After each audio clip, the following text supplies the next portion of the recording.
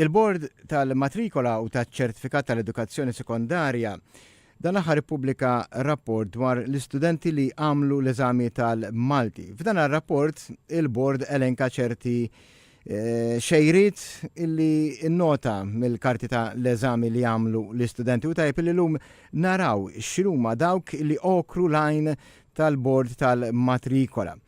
Miej fl-istudio l-lum għandi żewġ għalliema u ma' kol żewġ kapijiet tad-Dipartiment tal-Malti fl-iskejjel tal-Knisja, Claire Zerafa, li hija wkoll membru tal-Kunsill Nazzjonali tal-Ilsin Malti, u Anne Marish Kembri, li apparti li kif edna hija kap tad-Dipartiment tal-Malti u għalliema hija wkoll membru tal-Akkademja tal-Malti fuq il-Kunsill tal-Akkademja tal-Malti.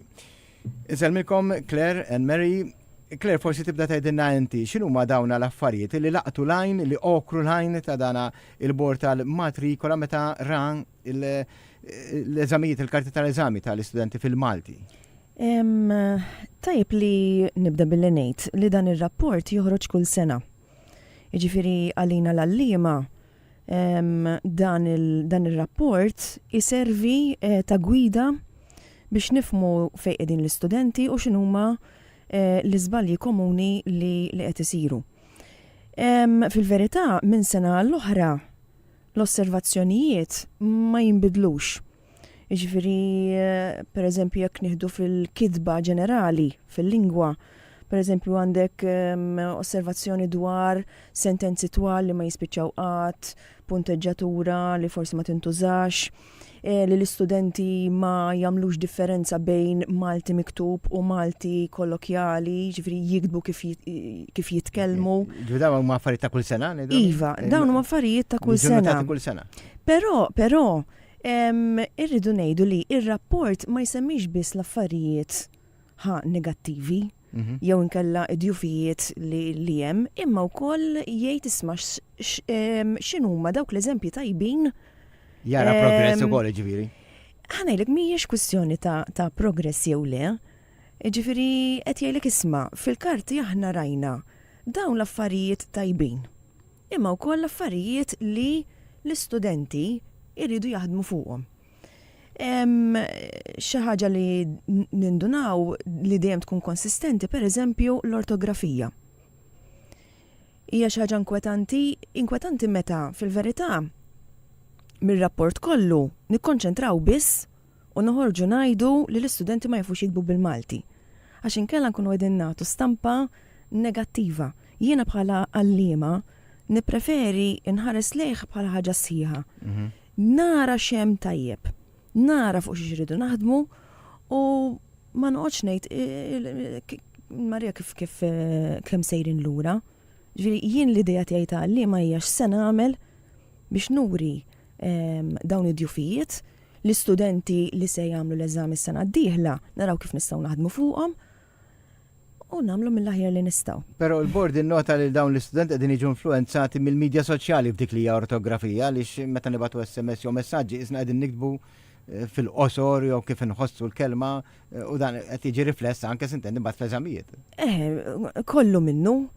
Ejja ngħidu l-verità biex nikdbu b'Malti tajjeb irridu nkunu daqsxejn fitti u irridu noqogħdu attenti.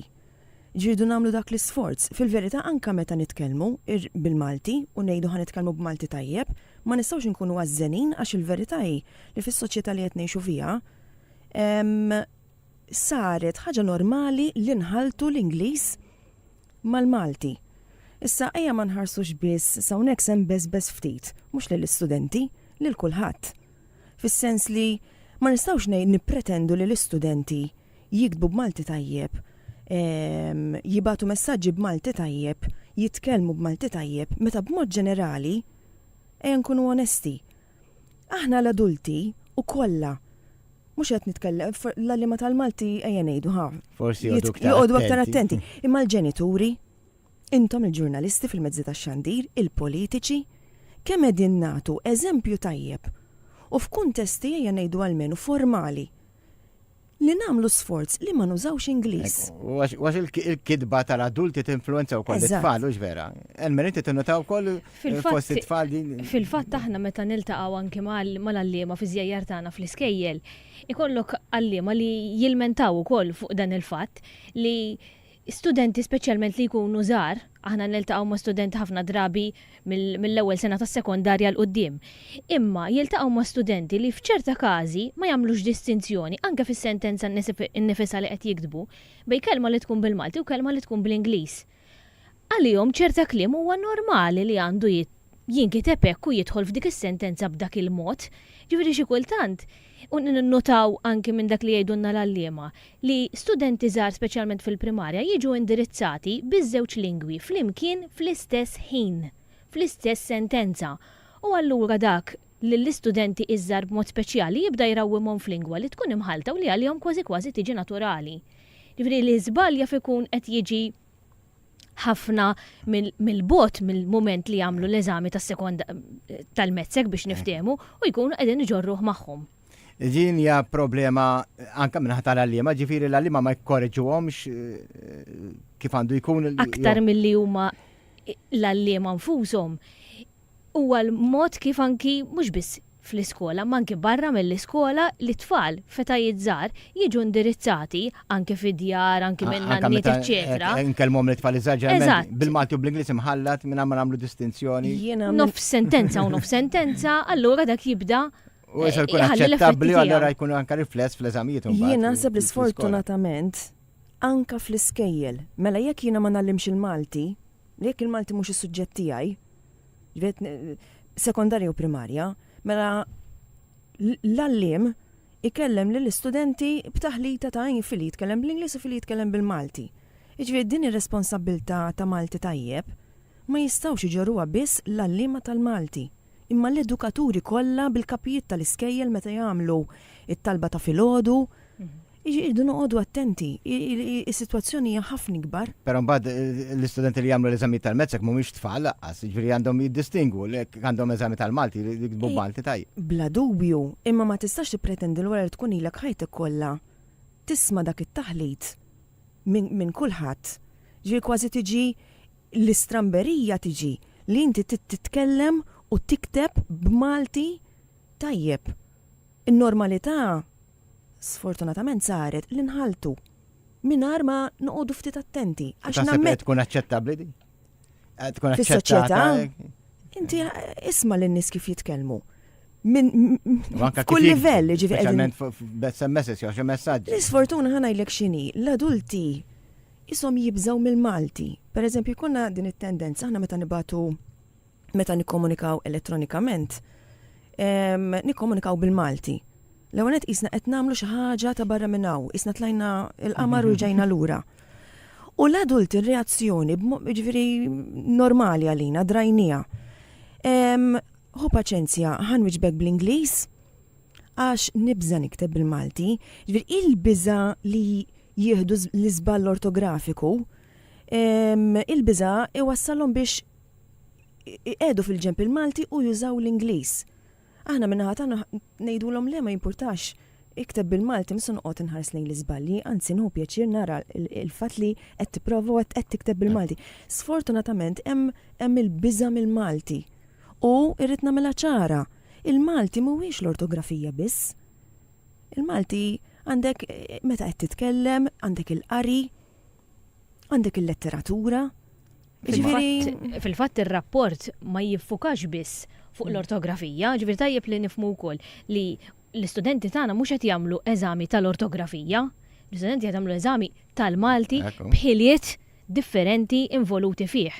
Jiġifieri l-ortografija hija biċċa, imma fil-każ pereżempju tal-letteratura, ir-rapport li huwa tajjeb fih innifsu huwa li jigwida ftit, pereżempju, punt partikolari jgħid li hemm bżonn jitħarġu iżjed fl-introduzzjoni u fil-konklużjoni ta' kif jikbu komponiment letterarju.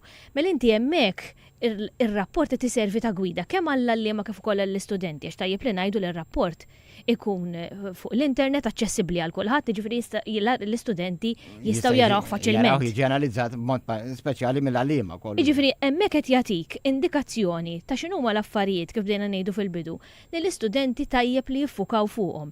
Ifisser li fl-eżami ma jimx l-ortografija biss, imma partijiet oħrajn, kitbiet oħrajn, mod speċjali għandek nofs l-eżami huwa letteratura fejn jinvolvi ħiliet oħra ta' analiżi, eċċetera. Killer semmet il-qari, inti taħseb li l-istudenti mhumiex jaqraw Malti biżejjed? Kodba bil-Malti? Għalkemm jiġu pubblikati ħafna. Kodba bil-Malti llum hawn ħafna. Hawn għażla, mhux se nuża l-kelma xelta, ma toġobnix. Ħanipprova nallem minn hawnhekk, għażla. Għażla wiesa, kodba attrajenti, interessanti għal kull età.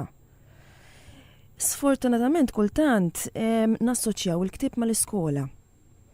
Il-qari huwa passatempu wara. Nittama, hekk għandu jkun, primarjament naqraw għal gost. Imbagħad dik il-ħaġa li inti taqra u l-qari jkun qed jgħinek biex tikteb tajjeb tiġi ħaġa sekondarja. Jekk hux qed jaqraw biżżejjed jew le.